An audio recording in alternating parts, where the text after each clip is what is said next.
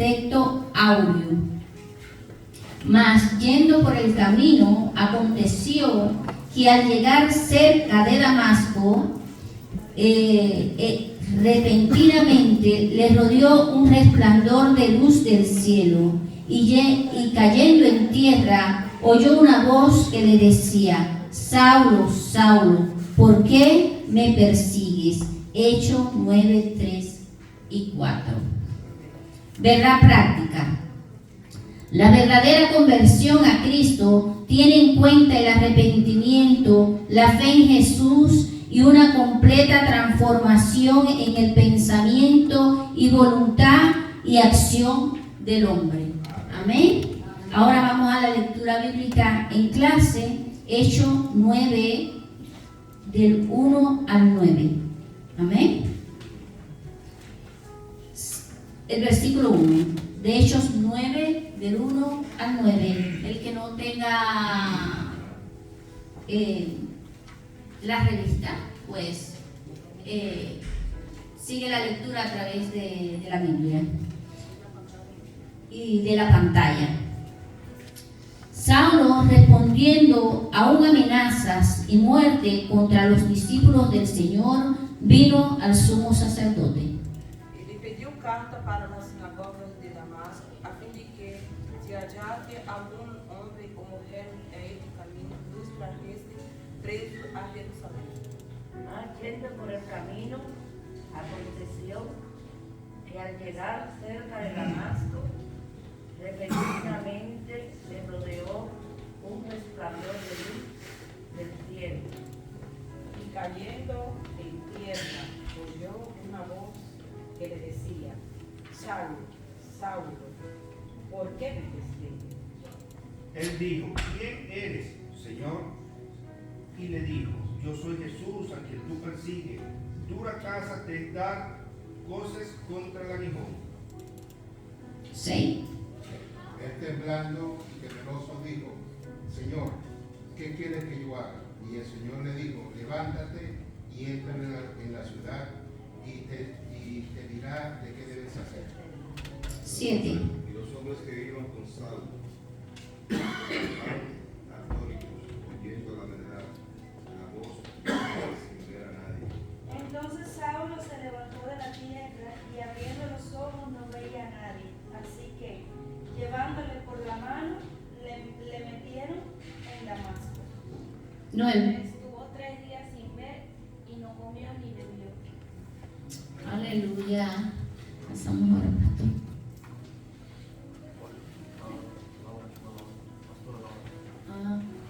Pastor Álvaro, ¿qué va a ser? ¿Quién va a llevar la...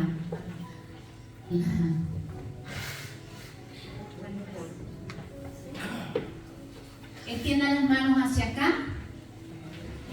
Vamos a orar todos por la pastora, amén, que va a ser la que va a estar impartiendo la clase en el día de hoy.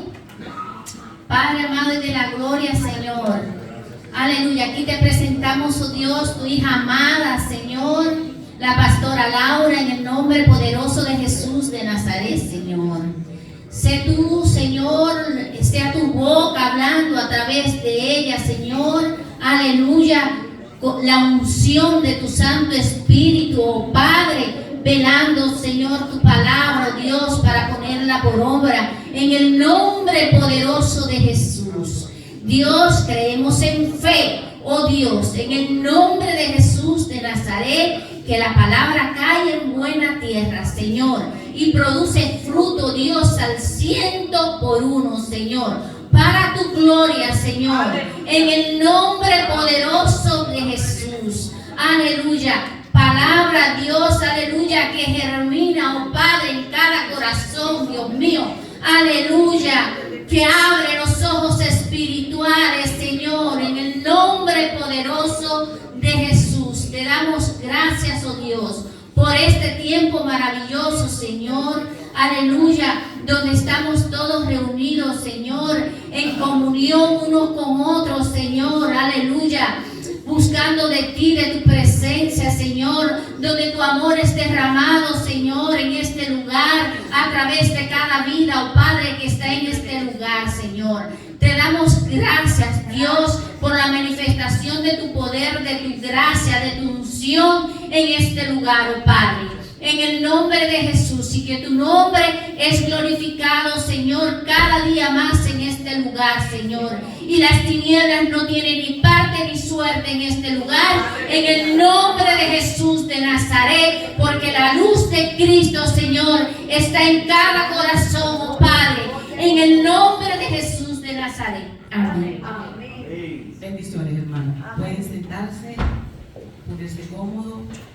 Bienvenido a todos los hermanos, amigos y toda la casa de Dios en general. Agradecido de Dios por nuestros pastores que están aquí. Gloria a Dios. Los extrañamos y nos hacen falta. Gloria a Dios. Si algún hermano me puede poner aflojar aquí como hicieron la otra vez.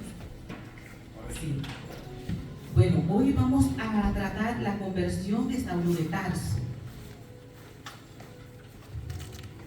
Como todas las lecciones, hermanos, y todo lo que se estudia aquí en la palabra del Señor, toda la palabra de Dios es importante.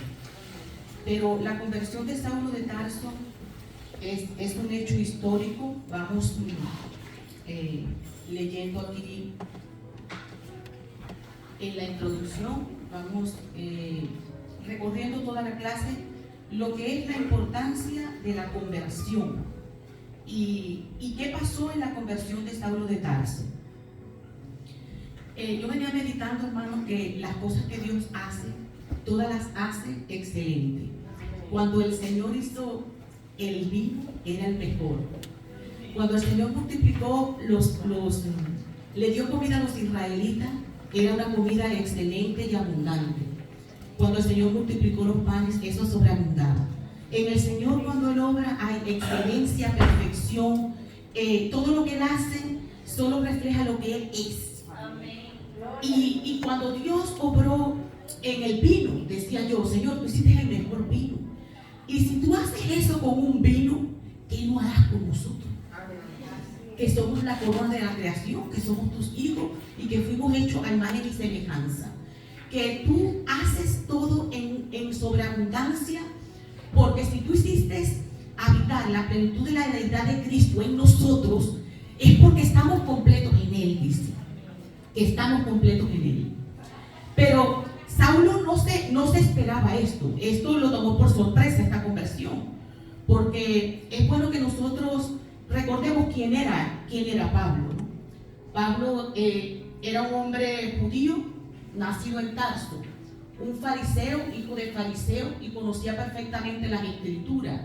Miembro del Sanedrín, porque era un judío que tenía voz y voto. Él consentía en la persecución y en encarcelar. Estuve revisando otra vez acerca de la literatura de Pablo. Y aunque muchos afirman que Pablo asesinaba, que Pablo mataba, y la palabra dice aquí que él respiraba amenazas y muerte, o sea, amenazas de muerte para perseguirlo. Pero de lo que se registra es que él tomó las ropas de Esteban, el primer mártir, y él lo miró y consentía, pero no era la persona que directamente o hacía o mataba. Perseguía, encarcelaba.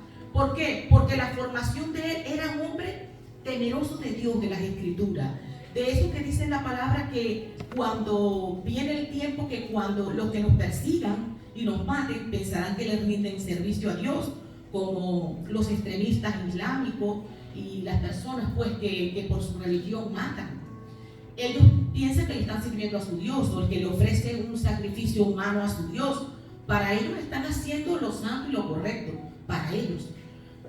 Pablo estaba consciente y tenía unas buenas intenciones, porque él estaba defendiendo esa religión de sus padres, ese judío criado por sus padres en la escritura, a los pies de Gamaliel, uno de los mejores maestros que tenía el Sanedrín, y en Tarso, una escuela donde se aprendía de lo mejor, porque era una de las provincias más importantes de Cilicia, en la antigua Turquía.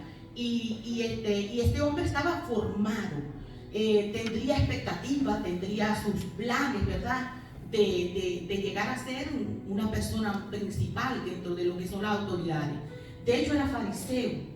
Y saben que el Señor se confrontó fue más que todo con los fariseos, los saduceos y todo ese poco de secta que habían en ese momento. Por eso yo cuando le hablo a las personas de Jesús, le digo que Jesús es una persona que quiere habitar dentro de nosotros y hacer una transformación para siempre, hasta que Él venga por nosotros. Él no quiere una religión, porque cuando Él vino había muchísimas religiones en toda el Asia, en todo el Oriente, religiones de dioses, lugares altos. Si ustedes leen la escritura, saben que cada rey hacía lugares altos y le hacía a sus dioses sacrificio. Y luego el rey o el varón de Dios que hacía lo justo, derribaba todos esos altares. De manera que cuando Cristo vino, Él se quiso presentar pues como Padre, y Él se quiso presentar como el amigo, de una forma personal, que lo conocieran. Por eso se hizo hombre y vino. ¿Por qué? Porque el Señor quería darse a conocer de una manera que nosotros pudiéramos imitarlo, como decía también Pablo, que lo imitáramos así como Él imitaba a Cristo. Pero, ¿qué es lo que hace que un hombre que perseguía a la iglesia, que encarcelaba a los cristianos, que los odiaba? Porque él respiraba, dice, amenazas y muerte. Y un hombre que tenía todas estas convicciones, son convicciones que él había adquirido en su intelectualidad y en el tiempo de su estudio, y él lo había adquirido porque era temeroso y era de familia judía, y él había aprendido pues que esa era la ley de Dios. Él tenía una estructura. Muchos de nosotros, si podemos recordar nuestra conversión, ¿cuál era nuestra estructura? En lo que nosotros creíamos, nuestras convicciones. ¿Qué es lo que Dios derribó en ti cuando te convertiste al Señor, cuando el Señor llegó hasta tu vida? Muchas personas eran católicas, adoraban a Satanás, aprendieron lo que sus padres le enseñaron. Mucha gente sigue en su vida, crece y muere por lo que le enseñaron sus padres. Por eso yo le digo a los padres en esta mañana, enséñenle la palabra de Dios de día, de noche, para que esta palabra de la ley nunca se aparte de tus hijos, porque muchos se mueren y van al infierno por lo que sus padres le enseñaron. Pero hoy tu hijo puede ser salvo y puede ir hasta el reino de Dios por lo que tú hoy le estás enseñando. Recuerdo cuando era pequeña que cantábamos aquellas enseñanzas y estábamos todas las personas allí. Yo recuerdo en el transcurso de mi vida que muchas de las personas perseveraban y nunca se fueron de la iglesia, otros iban y venían, se desanimaban y volvían, pero ellos ya conocían a Jesús y volvían. Otros se alejaban, pero luego al cabo de un tiempo uno lo volvía a ver y lo volvía a ver perseverando. ¿Por qué? Porque el que ha conocido a Dios de verdad, el que ha conocido lo que es tener a Cristo, lo que es haber tenido un encuentro con Él, después no puede vivir sin Él. Después no haya en otro lugar lo que con Él nosotros hemos encontrado. ¿Por qué? Porque Él hace las cosas así, en sobreabundancia. Cuando Él llega a nuestras vidas, hay una transformación y hay una regeneración. Porque lo que queremos resaltar aquí es la conversión. Porque nosotros sabemos que el proceso de la regeneración y el nuevo nacimiento es un acto que sucede al creer, por la fe, porque es una obra que Dios hace en ti, porque es una regeneración en el espíritu y en el alma por la obra de la cruz y por su gracia, ¿verdad? La cual nadie puede pagar, la cual nadie puede hacer para ser salvo. Pero la conversión, ¿cómo es la conversión? Vamos a ir yendo. La conversión de Saulo es un acto de la gracia de Dios. La iniciativa siempre es de Dios, ¿verdad? ¿Por qué? Porque Él dijo que no lo escogimos nosotros a Él, sino Él a nosotros. Y porque el que dio a su Hijo y vino a buscarnos fue Él. Entonces, la iniciativa para transformar la vida de Saulo fue del Señor. El Señor se le apareció en el camino cuando Él iba. Y lo echó a tierra, lo derribó. Muchos aluden y especulan, y muchos cuadros hay, y es algo que quiero comentar porque es algo que siempre se dice, lo del caballo, ¿verdad? Y la Biblia no registra un caballo, pero los históricos y las personas que hablan de la historia dicen que como era un hombre que estaba en eminencia y en poder, probablemente, ¿verdad?, que le daban todo para ir de una ciudad a otra, que tardaban 6 días que iban, y todos los cuadros de la historia cuando lo pintan en un caballo, más la Biblia no lo registra, así que no podemos hablar o afirmar algo que la misma palabra de Dios no lo afirma, aunque lo diga la historia, aunque lo digan los cuadros. Pero dicen que pues que es por 6 días de camino y por todas las ciudades, que la eminencia que tenía para perseguirlo hacia donde fuera, que hasta 6 días de camino de Jerusalén a Damasco se tomaba. Probablemente podría tenerlo, pero no lo podemos decir ni afirmar. ¿Por qué? Porque la palabra de Dios no lo dice. No le ponemos más ni le quitamos a la palabra de Dios, no enseñamos lo que no está. Pero sin embargo dice que fue derribado a tierra una luz, ¿verdad? Que cuando venía de camino, esa luz lo derribó. Pero fue una conversión instantánea. ¿Por qué? Porque inmediatamente cuando esa luz y esa voz llegó a él que lo derribó, él inmediatamente dijo: Señor, Señor. O sea, este hombre que respiraba amenazas y muerte, de repente reconoce que la voz del Señor, ¿verdad? Señor, ¿quién eres? Pero claro, es un Señor quien eres porque sabe que es una voz, pero todavía él estaba allí tratando de ver quién era. Pero cuando el Señor se le presenta y le dice: yo soy Jesús a quien tú persigues, él inmediatamente le dice: ¿qué quieres que haga? Ahí mismo, en ese mismo instante hubo una rendición. Entonces vemos, hermanos, que si tú estás siendo perseguido, vituperado, blasfemado, si en tu trabajo, guarda tu corazón, porque todo lo que te hagan a ti se lo están haciendo a Jesús. Él dice que todo lo que nos hacen a nosotros se lo hacen a Él. Así como el que te da un vaso de agua, así como el que te hace un favor, se lo hace al Señor, porque Él dice que todo lo que le hacemos al hermano se lo hacemos a Él. Él decía: yo soy Jesús a quien tú persigues. Los discípulos que estaban en la diáspora y en esa persecución, en la dispersión, ni se imaginaban en ese momento que cuando los perseguían a ellos, perseguían a Jesús.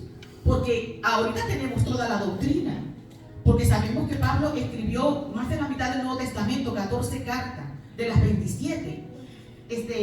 Fíjense la conversión y la preparación. Y nosotros como iglesia no tomamos venganza.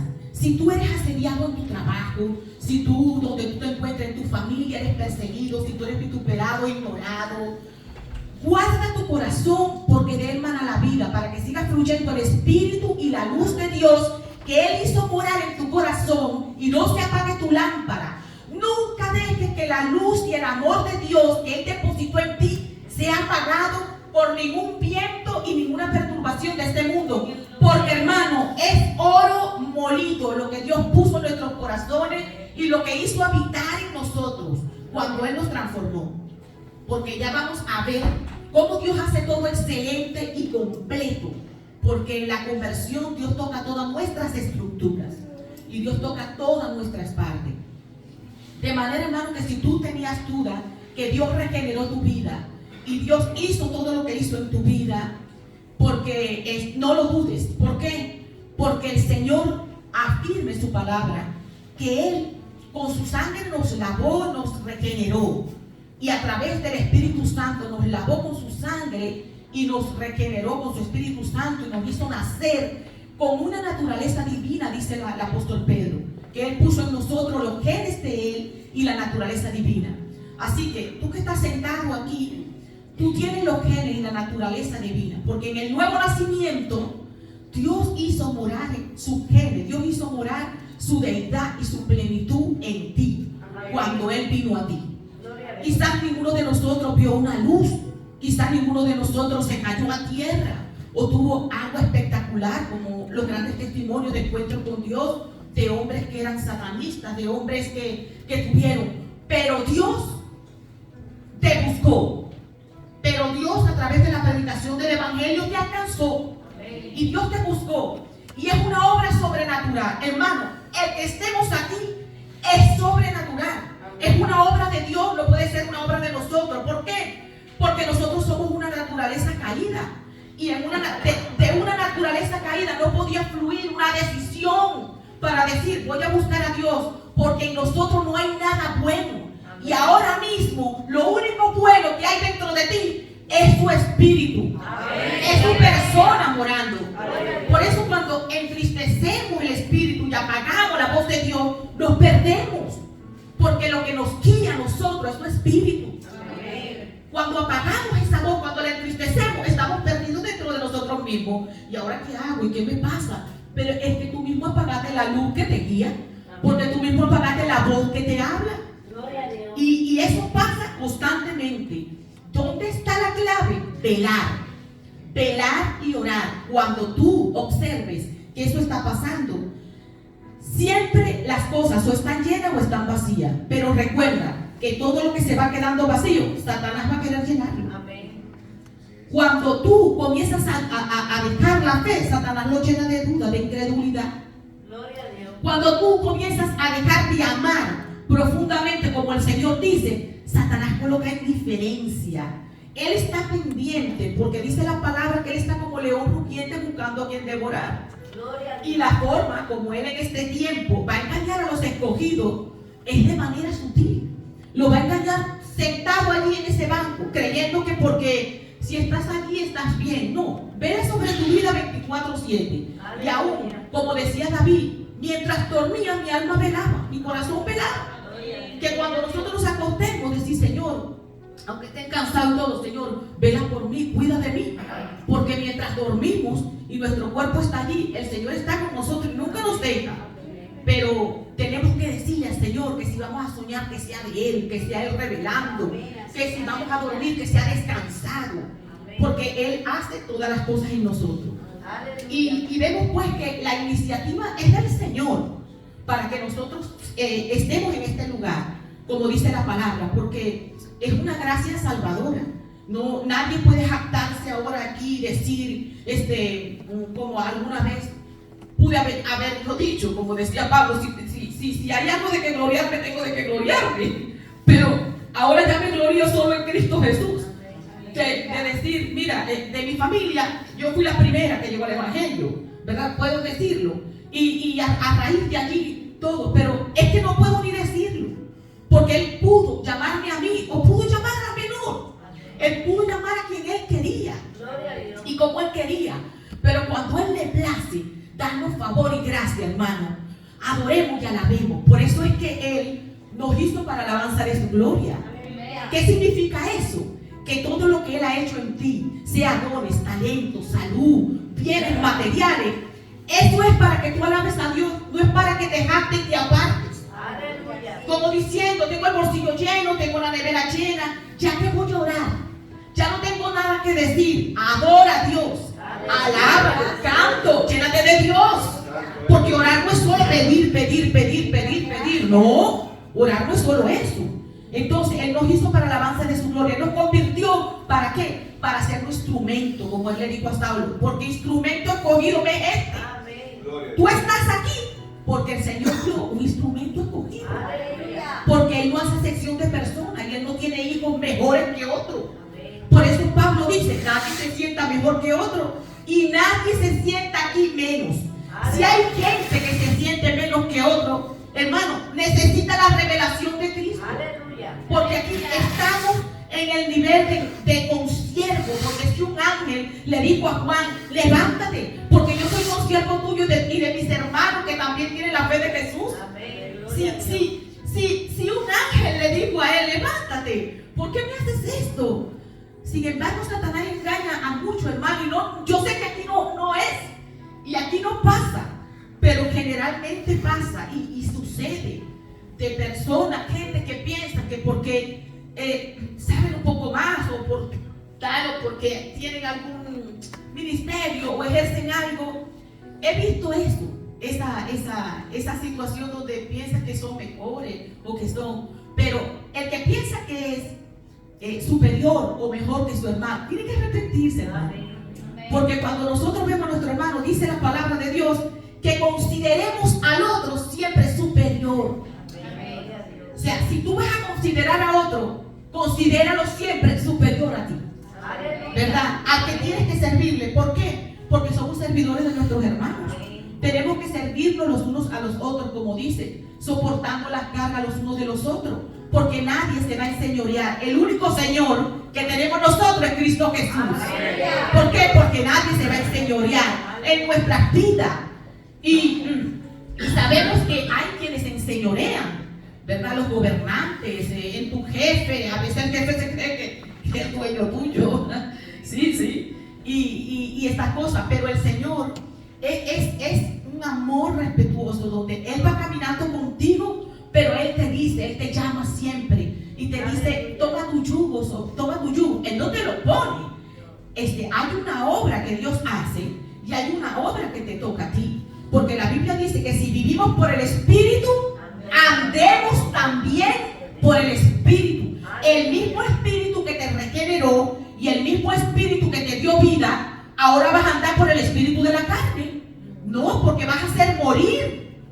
Vas a morir. Tienes que ahora andar también por el espíritu, para que Dios cumpla en ti sus propósitos, sus proyectos, y seas ese instrumento escogido hasta el final que Dios quiere. Y para que este plan de esta gracia salvadora, que es un plan completo, es como yo venía caminando ahora y decía, Señor, esto es como cuando a ti te pega el rayo de la luz, ¿verdad? Que te pega un rayo de luz, te pega luz y te pega calor. Así es la regeneración y la conversión.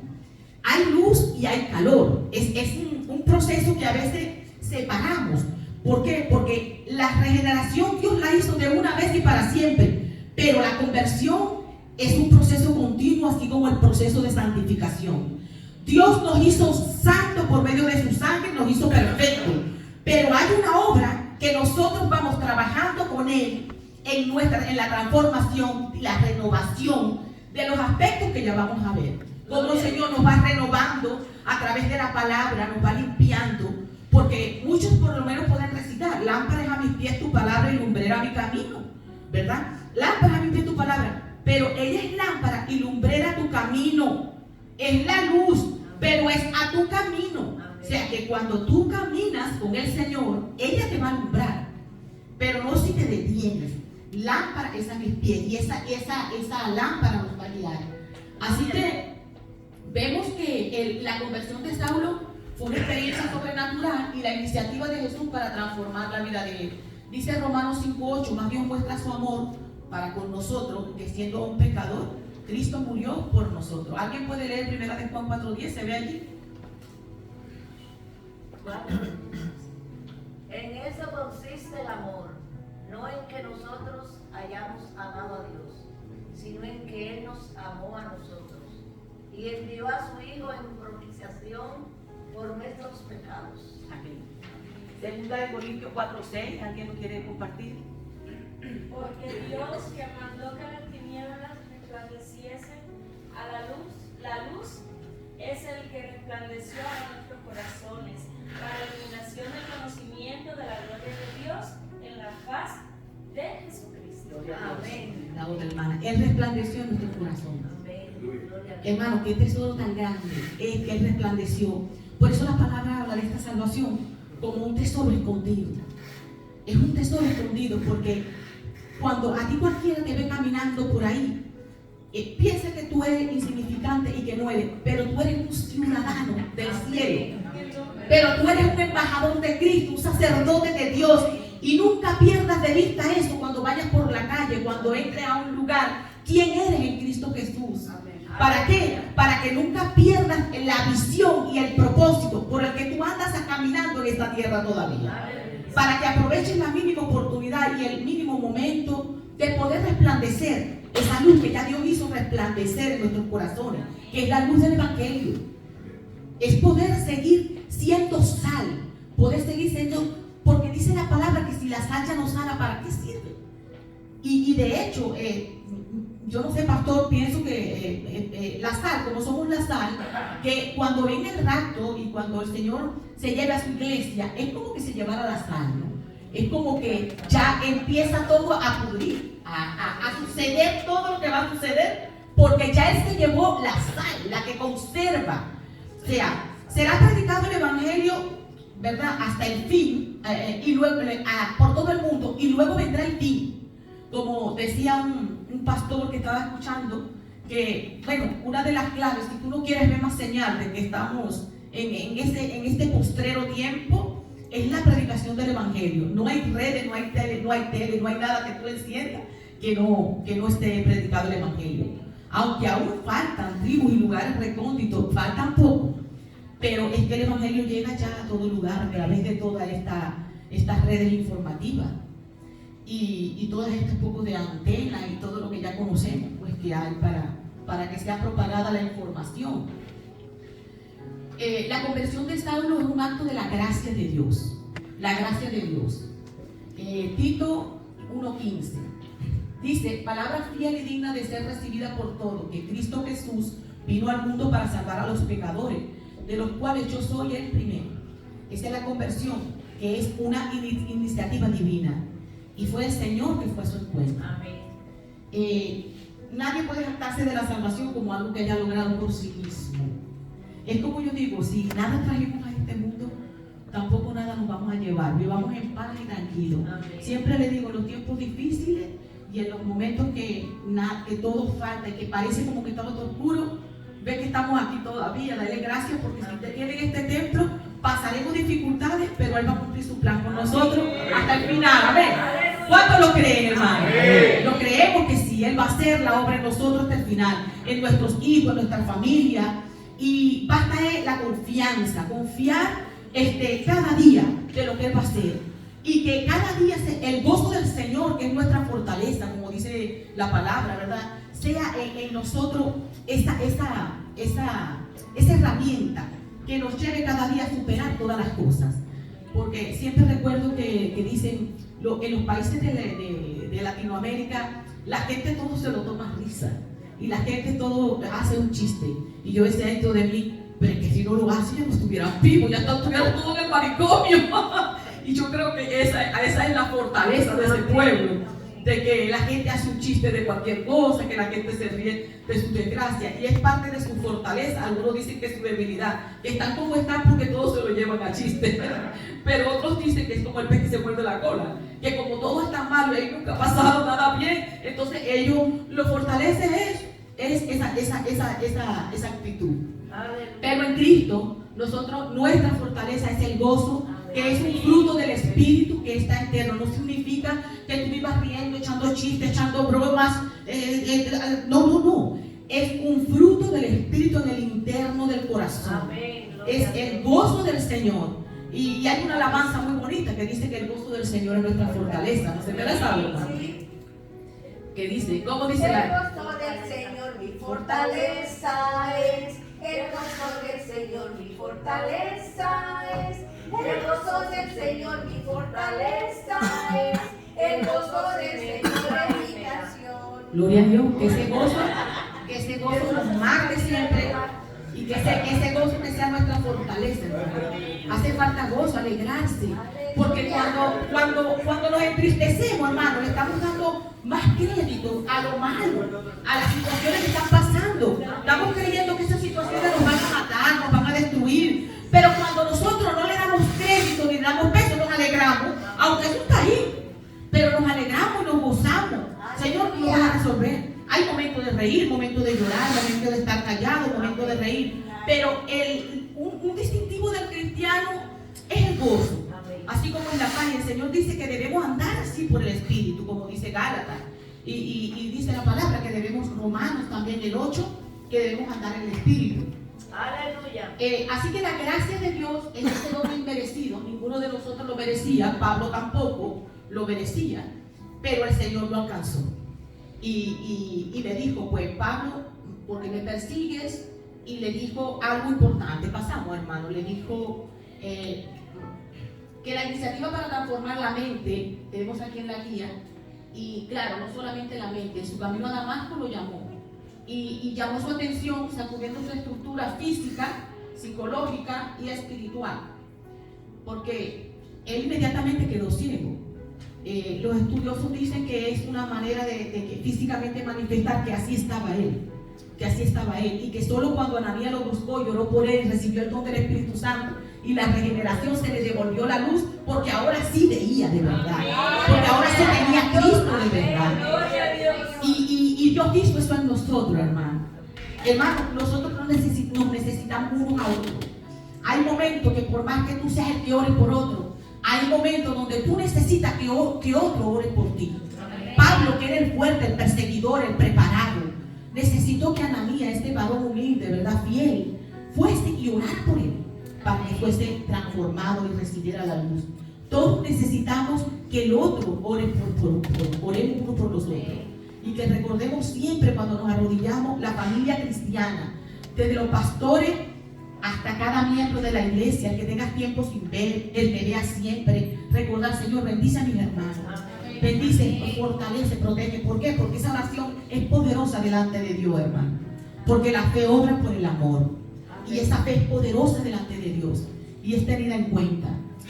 Seguimos en el proceso de la conversión de Saulo. Saulo y la doctrina bíblica de la conversión.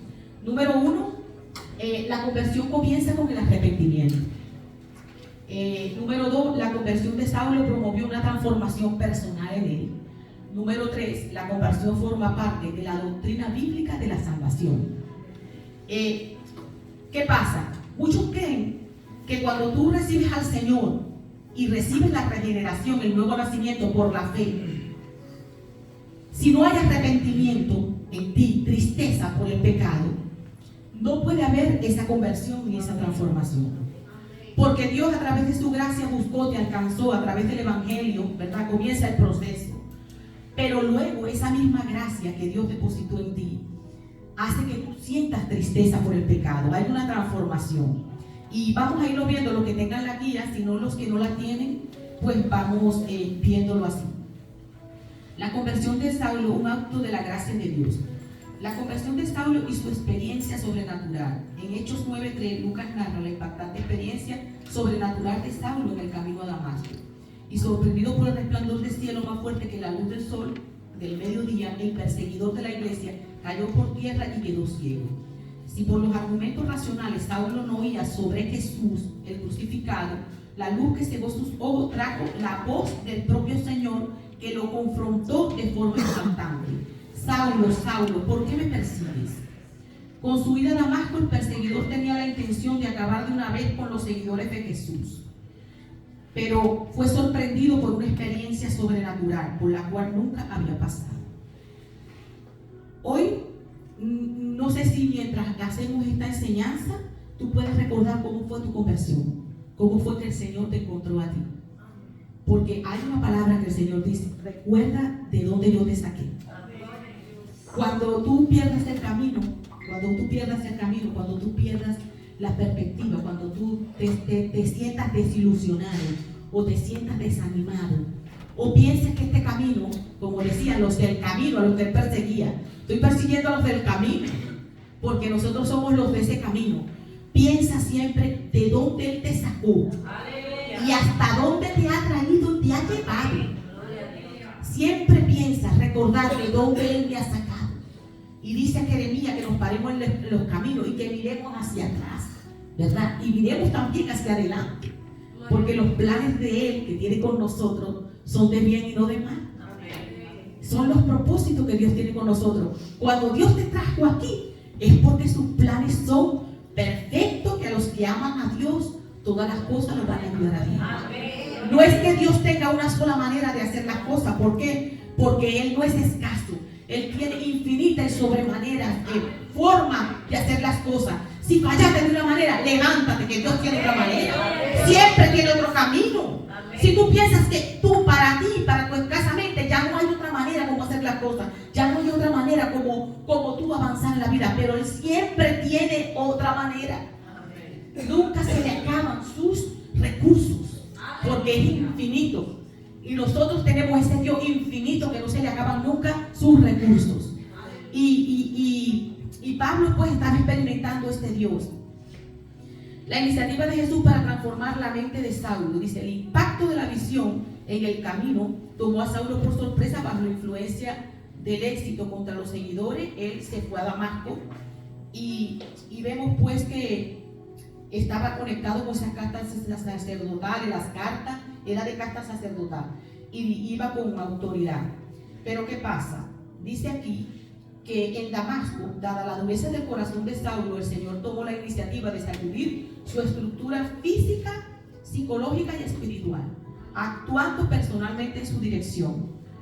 Dios, cuando llegó a ti, Él no restauró una sola parte de tu vida. Dice 1 Tesalonicenses 5:23 que todo nuestro ser, espíritu, alma y cuerpo sean guardados irreprensibles en paz hasta su venida. El Señor está interesado en todos nosotros, en nuestro cuerpo, en el templo, en el alma, en el espíritu. De hecho, dice en Hebreos 4:12, ¿no? Cuando habla de la palabra de Dios que Él separa los tuétanos, ¿no? Discierne. La palabra de Dios es como una espada que separa espíritu y alma. Lo único que se conoce, la única espada que puede hacer eso es la palabra de Dios. No hay espada en este mundo, ni filosofía de este mundo que pueda hacer separación entre el espíritu y el alma como es la palabra de Dios. Y esta fue la palabra que Saulo escuchó. Esta fue la palabra que vino a Saulo, donde él se sintió desarmado. Fue una situación, una conversión, una regeneración y una conversión instantánea. Pero usted dirá, ¿cómo fue eso? Porque este hombre ya tenía la formación, era un hombre temeroso de Dios, pero equivocadamente temeroso. ¿Por qué? Porque era de entenderse. Este Mesías, él decía que un crucificado se hizo maldito. Eso no era lo que ellos esperaban de un Mesías. Ellos veían que era un Mesías, un rey, una persona que iba a reinar, que iba a sacar a Israel de todas sus angustias y lo iba a sacar del imperio, ¿verdad? Pero ellos no esperaban que este reinado era el eterno, que este es el rey de reyes, señor de señores, donde su reinado no terminará jamás y donde nosotros que estamos aquí somos parte de ese reino, porque esta conversión llegó a nosotros y nosotros somos parte de ese reino. Tú no eres insignificante, hermano, tú estás aquí. Y el tiempo que Dios te da de vida es gracia, gracia sobre gracia. Y Él nos lleva en gloria sobre gloria. Que cada cosa que vivamos es como decir, el postre, porque el banquete el Señor no los tiene cuando sea manifestada la gloria del Señor en nosotros, la manifestación gloriosa de los hijos de Dios, que es lo que estamos esperando. El fruto final de esta conversión, que es la manifestación gloriosa donde nuestros cuerpos serán transformados y serán llevados, ¿verdad?, a ese reino. Y seremos esas personas, hermano, que estaremos aquí gobernando. Si tú nunca fuiste alcalde, ni nunca fuiste un gobernador, bueno, Feijóo va a tener que quitarse el sombrero, hermano, cuando usted vea. Porque eso es lo que somos. No, mire, hermano, usted poder es lo que Dios le dijo a ustedes. ¿Por qué? Porque nosotros somos no lo que nos digan o como nos ven, nosotros somos lo que el Señor dice que somos. Eso es lo que nosotros somos y hacemos lo que Él dice que hagamos, ¿verdad? Y vamos a llegar donde Él nos tiene preparado, hermano, y donde vamos a llegar con Él. Pero escucha, esto va más allá, porque como Él hace todo sobreabundante hasta que sobre, como la cesta de los panes y los peces, que de la nada Él hace que todo se fructifique, porque Él no sabe hacer las cosas de otra manera, que no sea abundante, perfecto, grandioso, exitoso, porque Él es un Dios grande. Asimismo, Dios te levantó en tu casa. Oye bien, escucha esta palabra que el Señor te va a decir hoy.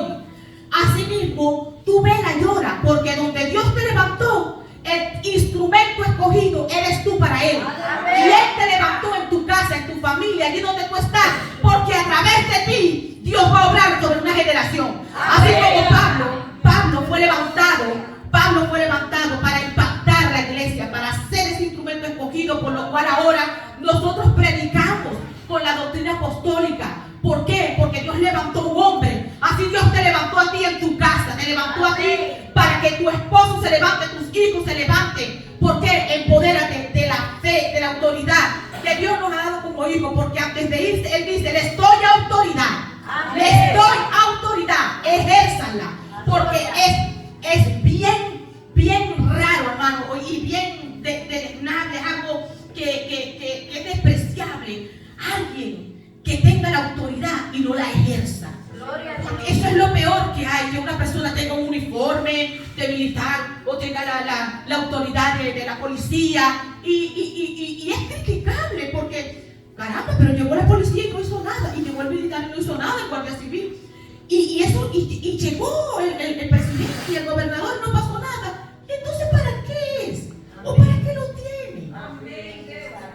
¿Pero qué? Pero nosotros, que no se diga esto de nosotros, que no se diga esto de nosotros, que el Señor nos dio autoridad, nos revistió, nos transformó, hizo todas estas cosas, y que nosotros no ejercemos la autoridad en Cristo Jesús. Y esa autoridad, oye bien, esa autoridad la vas a ejercer primero en tu vida, en tu carácter, en tu vida espiritual, en tu familia, en tu altar secreto. Comienza a ministrar a ti mismo la palabra de Dios. Así como David. Si tú lees los salmos, David se ministraba la palabra y todas las promesas. Él no andaba por ahí, ¿verdad?, buscando quien le pusiera la mano. Él no andaba por ahí buscando quien le dijera ora por mí, ni nada. Él se encerraba como Daniel también y ministraba la palabra del Señor. Así Dios a nosotros nos ha traído, hermanos, esa autoridad. Porque cuando Él trajo la conversión, Él trajo esa convicción en nosotros de lo que somos en Cristo Jesús. Así que esa transformación es completa, espíritu, alma y cuerpo. Y lo primero que el Señor, no quiero decir primero, segundo ni después, pero una de las cosas que el Señor transforma es nuestra mente. En la regeneración, vamos a seguir acá con la enseñanza. Vamos a leer rápidamente. Aquí puede leer 55:7, Isaías. Lo ve aquí, ¿verdad? Mío su camino y el hombre inicuo sus pensamientos, y vuélvase al Eterno, el cual tendrá de él misericordia, y al Dios nuestro, el cual será amplio en perdonar. Ay, Dios. Lucas 13:3. Lo ve ahí, hermano Carlos. Amén. Os digo, no antes, si no os arrepentís, todos pereceréis igualmente. Cuando Jesús comenzó a predicar su mensaje del Evangelio del Reino de Dios, Él dijo a Marcos en 1:15, arrepentíos y creed en el Evangelio. Así uno debe arrepentirse y creer, pero esta acción por sí misma no hace cristiano a nadie. Es solo el primer paso hacia la conversión cristiana. Como hemos visto anteriormente, necesitamos el Espíritu de Dios. Amén. Oiga bien, el arrepentimiento no es un acto único por una sola vez. Nosotros necesitamos hacer eso todos los días. Amén. Gloria a Dios. Todos los días, hermano. Porque todos los días, cuando tú vas a tu altar y tú ves todo, tú dices, no hice nada malo, pero hay muchas cosas buenas que dejaste de hacer. Todos los días. Porque conocer lo bueno y no hacerlo ya no es pecado. Por eso, ¿cómo haríamos nosotros sin esta gracia? Aleluya. Porque lo que quiero resaltar es ese amor de Dios para con nosotros. Porque aun cuando tú no hagas nada malo, como tú no puedes hacer todo lo bueno y dejas de hacerlo, tú siempre vas a estar necesitando de su gracia. Por eso es que de Él dependemos continuamente. ¿Cómo juzgaremos a otros? Si nosotros podemos ser excelentes en un punto, pero no caemos en el otro. Así que esta es la población de cojos, ciegos, mudos, mancos, al que el Señor le dijo, anda por los caminos y tráeme a todos esos lisiados para que vengan a comer banquete. Eso somos tú y yo, hermanos. Eso somos tú y yo. Así que cuando tú vayas a ver a algún hermano que está cojeando, vete tú en el espejo para que veas que te falta una mano. Aleluya. Sí. Cuando tú vayas a ver que el otro hermano, ay, pero ese no habla, es mudo, vete en el ojo que tú estás tuerto. Como dice, saca la espada, la viga, dice la palabra del Señor. ¿Y qué nos manda el Señor? Que todo eso que nosotros vemos como deficiencia en otro, tú lo conviertes en bendición. ¿Cómo? Orando, amando y restaurando. Cuando nosotros hacemos eso, una iglesia llena del amor de Dios, hermano, dice como en Hechos capítulo 2 y 3 y 4 del crecimiento de la iglesia primitiva, es cuando la iglesia crece, los milagros se multiplican y Dios agrega a los que han de ser salvos. Porque, hermano, si alguien viene a nuestra congregación y mira ese amor y mira esa coinonía, esa verdadera ayuda, no el besito y el abrazo, sino de verdad que amas al hermano, que estás ahí para él, o que estás con el hermano, estás pendiente, como decía mi hermana Selva, de la necesidad, y el Espíritu las hacía sentir y orar, de que en verdad estuviéramos pendientes de nuestros hermanos. El que tenía algo más, poder apoyar el otro, el que tenga tiempo, poder ir a casa del otro, y no solamente vernos aquí y luego irnos, porque cualquiera que se sienta, ve el desamor del mundo y viene a nuestra congregación y ve eso que estaba buscando, nunca se va a ir. Va a decir: llegué al lugar donde yo estaba, llegué al oasis, llegué al lugar que yo quiero, donde, y el que me hace falta, aquí está lo que yo no veo ni en mi familia.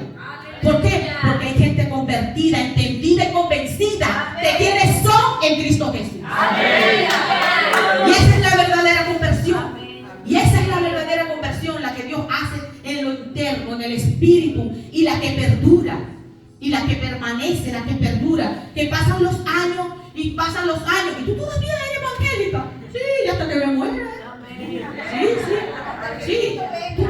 Caramba, yo recuerdo que en las etapas que yo iba creciendo y la gente que yo conocía me hacía esa pregunta, porque la gente, los amigos que tengo de joven, que decían: ¿y tú todavía eres evangélica? Todavía. Ahora es cuando y te estoy esperando. Ahora es cuando. Bueno, ahora menos que menos me voy. Si ya me corrí tanto, ahora menos. Gloria a Dios, y es lo que el Señor hace.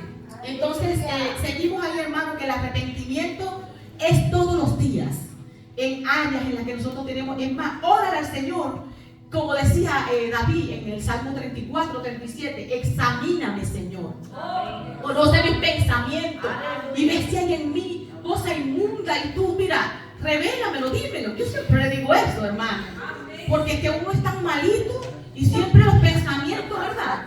Si es tan malito, hermano, que mire, Señor, gracias porque tú recibes a los malos y los transformas.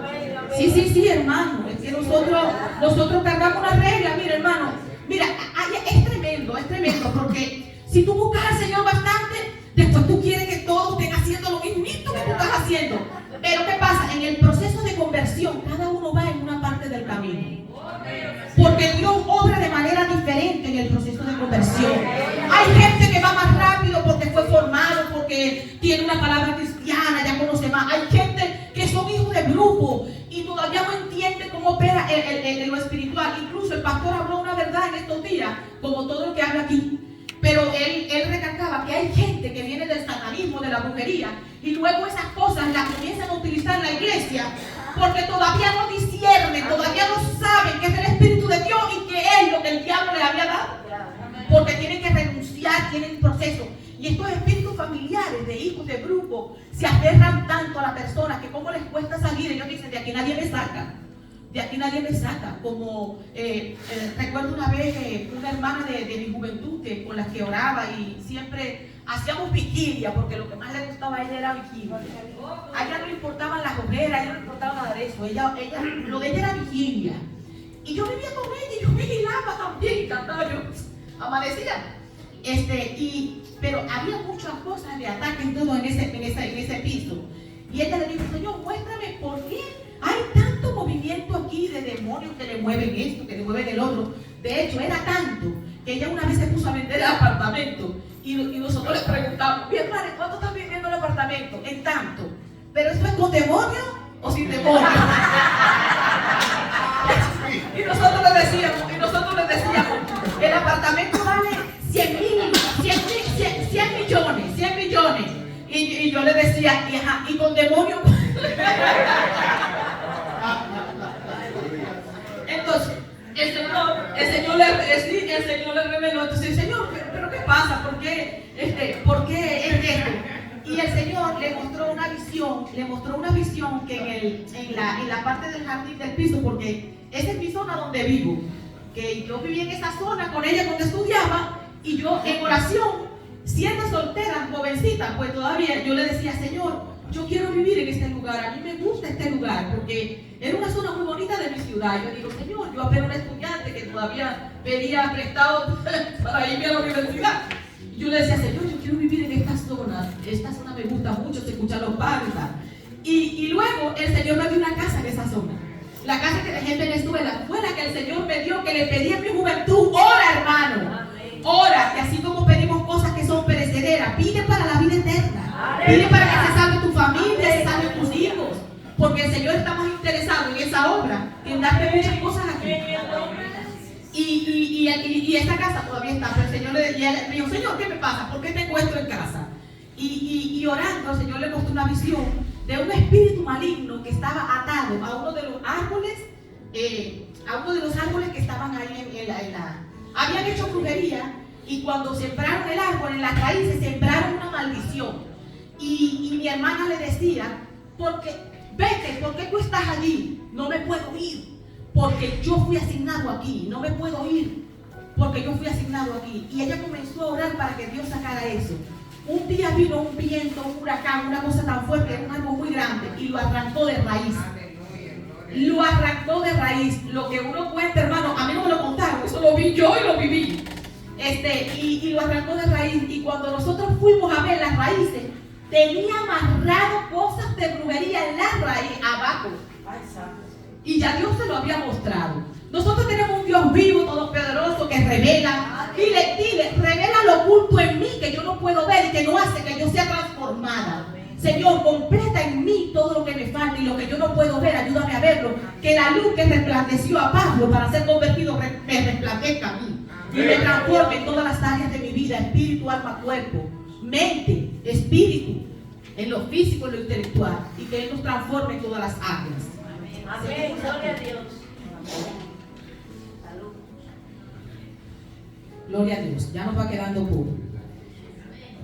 Entonces vemos, hermano, que la facultad intelectual, las tres facultades interiores transformadas en la conversión, la facultad intelectual, que es el campo del alma, mente. Nuestra mente tiene que ser transformada, pero no es transformada con la televisión, las películas, con videos de TikTok, ni con nada de eso. Es transformada con la palabra de Dios. Renovado nuestra mente con la palabra del Señor. Que cuando usted hable Biblia. Cuando respire, no respire amenaza como Pablo, respire Biblia. Respire Biblia, hermano. Sí, eso es sí, porque esa es la palabra que te va a levantar. Porque esa palabra se va a volver a ti. Hay veces que tú estás caído porque tú no te has comido esa Biblia y tu espíritu no te trae la palabra. Porque si tú no le has metido nada, no te va a traer nada, hermano. ¿Sí? El Señor, las tres facultades interiores transformadas en la conversación, la facultad de las emociones. En la conversión el Señor trae tristeza por el pecado. Lo que a ti te parecía sabroso, chévere, que tú gozabas, disfrutabas, y tú no entendías que esto era pecado y que entristecía al Señor, ahora tú te entristeces por eso. Y sientes tristeza por el pecado. Y en áreas de tu vida donde tú dices, Señor, yo quiero el verdadero arrepentimiento. Por ejemplo, voy a decir algo que aquí hay puro hombre. Si tú, pues el Señor, tú eres mujeriego, pues, dicen en mi país que te gustaban las mujeres, tener una, dos, la amante o lo que sea. Si a ti te gustaba eso, o hay gente que le gustaba una u otra, no quiero darle tanta cabida a tanto pecado. Aquí se nombra el nombre del Señor. Pero lo que sea pecado, ¿verdad?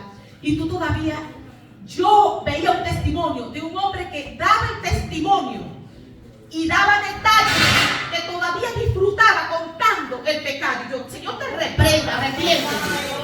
Porque cuentas eso así con detalles, porque tú no eres un verdadero arrepentido. Porque si tú sintieras vergüenza de decir esto y de nombrar esto con tanto detalle, tú lo estás recreando en tu mente porque tú no estás arrepentido. Porque las cosas que te duelen, las cosas de las que tú te avergonzaste, tú no las quieres ni nombrar. Tú no las quieres ni recrear ni nombrar, que el Señor reprenda al diablo. ¿Por qué? Porque tu mente no está renovada. Porque dice, como dice, que las cosas que ni aún se nombren entre nosotros, ni aún se digan entre nosotros. Porque dice que las malas conversaciones corrompen las buenas costumbres. Tú dices, no, pero solo lo estoy diciendo, pero ya lo trajiste en la mente de alguien. Cuando tú estás hablando cosas, ya tú corrompiste en la mente de alguien. Y la palabra de Dios dice que no seamos tropiezo a nadie. Romanos capítulo 14, que no seamos tropiezo a nadie, el débil en la fe. Que de repente en tu madurez espiritual tú digas, no, pero esto no es pecado. No, pero hermano, no lo hagas. ¿Por qué? Porque tú puedes ser tropezadero de otro. Y nosotros en la iglesia, hermano, debemos cuidarnos tanto de eso. Tanto, mira, que el Señor me perdone por todo, me perdone a mí misma, ¿verdad? Y a cada uno de nosotros de que seamos tropezaderos de otro. porque esas son las cosas en las que cada uno de nosotros, yo como cada uno puede ser tropezadero del otro sin darse cuenta. Entonces, ¿qué pasa? Dios es tan maravilloso que Él dejó las instrucciones claras y precisas para que nada se rompa. Entonces te dice a ti de aquel lado, perdona las ofensas. Perdona las ofensas. No, pero me tienen que pedir perdón. Perdona las ofensas. Porque el Señor dice que tropiezos habrá y tropiezos iba a haber. Pero hay por quien vinieran los tropiezos. Y el Señor pues nos manda que esa facultad de la voluntad se alinea. Entonces, el Señor hace esa conversión, facultad intelectual, en las emociones y en la voluntad. ¿Qué pasa, hermano? Si tu mente es cambiada en la conversión, a través de ese arrepentimiento que es metanoia, que tú hay un cambio de ti. Y cuando hay un cambio, entonces ya tú quieres lo que tú leías, lo que tú buscabas, ya no lo quieres más. Ahora quieres la palabra de Dios. Ahora quieres estar con los hermanos, quieres estar con el hermano que te puede explicar algo, que te puede, ¿verdad? Hay un cambio de mente, de gusto, de vida totalmente. Y gloria a Dios por eso, hermano, porque no lo podíamos hacer. No lo podíamos hacer. Entonces, las emociones, Él trae esa tristeza en las emociones. Y en la voluntad, alinea su voluntad egoísta a la voluntad de Dios. Entonces, ya nosotros no queremos hacer lo que nos agrada a nosotros, sino lo que le agrada a Dios. Porque si nos agradamos a nosotros mismos, dice la palabra, ya no seríamos siervos de Dios. Si tú buscas agradarte a ti mismo y todo lo que te agrada a ti, ya tú no eres siervo de Dios. Y hay gente que se mueve, hay gente que camina en función de lo que le agrada a Él. Y dice el Señor que debemos, ¿qué? Echar nuestras cargas, de que nosotros debemos sobrellevarnos con otros y no hacer ya lo que nos agrada a nosotros, sino lo que le agrada al Señor. Así que, hermano, esta conversión de Saulo es el espejo mismo de nuestra conversión, que de alguna u otra manera o de alguna u otra medida Dios trajo a nosotros esa transformación. Y ya para terminar, vamos a pasar a la conversión, cambio de vida, carácter y conducta. ¿Cómo está tu carácter en tu vida? Se muestra en el fruto, esa obra interna de la regeneración, que es una obra del nuevo nacimiento del Espíritu y de Dios en nosotros, ¿verdad? Se va a reflejar en una conversión continua de tu vida. ¿Qué pasa? Que como el Espíritu de Dios dice, que la palabra de Dios dice que Él va a terminar esta obra que está haciendo en nosotros hasta el último día. Amén. Dice que Él va a terminar esa obra. El proceso de conversión es hasta ese día, hasta ese último día. El cambio de vida y carácter. Entonces Dios nos llama de que haya un fruto de obra que cambie. Si ya eres hijo de Dios, se va a reflejar el cambio en tu vida, en tu carácter. Va a haber transformación. A uno les cuesta más que a otro. A otro va el tiempo. Un predicador dice que fue una vez a Italia y de latino, y cuando él llegó, él se sorprendió de ver el pastor con una mano, con un tabaco, y el pastor y el todo, pero en ese lugar fumaban tabaco y hacían eso. Y entonces el Señor le guió que cada uno iba a su tiempo y que Él iba revelando y transformando en su tiempo, y que Dios hacía las cosas en su tiempo para cada uno, pero que nosotros debemos ser prudentes en ese tipo de comentarios. Seguimos y ya vamos terminando. Entonces, ¿qué es la conversión que queremos ver? En la conversión de Saulo, la nuestra y la de los demás a los que le hablamos. La conversión es un proceso continuo de transformación. Al recibir el Espíritu Santo, debemos ser guiados con Él. Entonces, es un proceso continuo de transformación que abarca todas las áreas. Seguimos, hermano, pasamos allí. Les voy a dejar, pasa en la otra, hermano, noten Efesios 4 del 11 al 32. Es muy importante porque ahí habla del proceso de conversión y de cómo vamos a hacer semejante a la imagen del Señor. Entonces, seguimos allí y vamos a terminar, vamos a leer aquí la conclusión. Vamos a leer la conclusión. Dice, la conversión de Saulo fue provocada por el impacto del resplandor de luz que cegó su visión y lo obligó a reconocer que no podía seguir luchando contra Cristo. La conversión es, por tanto, una obra divina en el que el hombre responde con arrepentimiento y fe, y en la conversión la soberanía de Dios va de la mano con la responsabilidad humana. Por eso el arrepentimiento y la fe conducen al pecador a ser redimido por la sangre de Cristo. Entonces es una obra que Dios hace con nosotros. ¿Por qué? porque ese libre albedrío, cuando Dios toca nuestra voluntad, nosotros se la vamos entregando. Entonces, esto no es algo pasivo. Tú no estás pasivo en el proceso de conversión. A ti te toca caminar el camino, los del camino. Y el camino es con la lámpara, que es a los pies de nosotros su palabra, y lumbrera nuestro camino. Amén.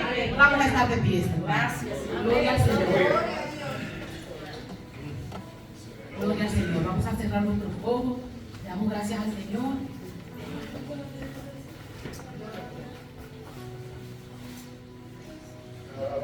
Gloria a Dios. Así que la verdadera conversión es la que nace de la tristeza por el pecado y el reconocimiento de que el hombre necesita dar media vuelta hacia Dios.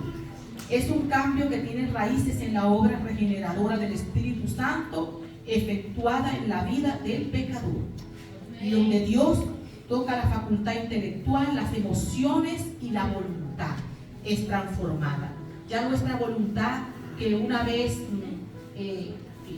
alejamos del Señor en el huerto del Edén, vuelve a Dios. Por eso el reino de Dios, como dice, llega nuevamente a nuestras vidas. Señor, gracias te damos en esta hora, Padre Santo.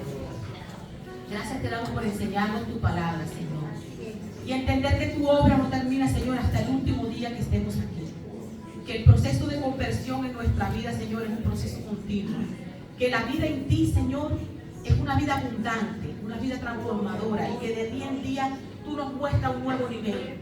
Tú nos muestras una nueva forma, Señor, como tú obras en nosotros y en nuestra familia. Señor, gracias te damos porque un día tú tomaste la iniciativa a través de tu gracia para que nosotros camináramos en este proceso de conversión, de santificación, en este proceso contigo y con tu iglesia, Señor. Señor, gracias porque pertenecemos hoy a una familia, Señor, que es la familia de Cristo.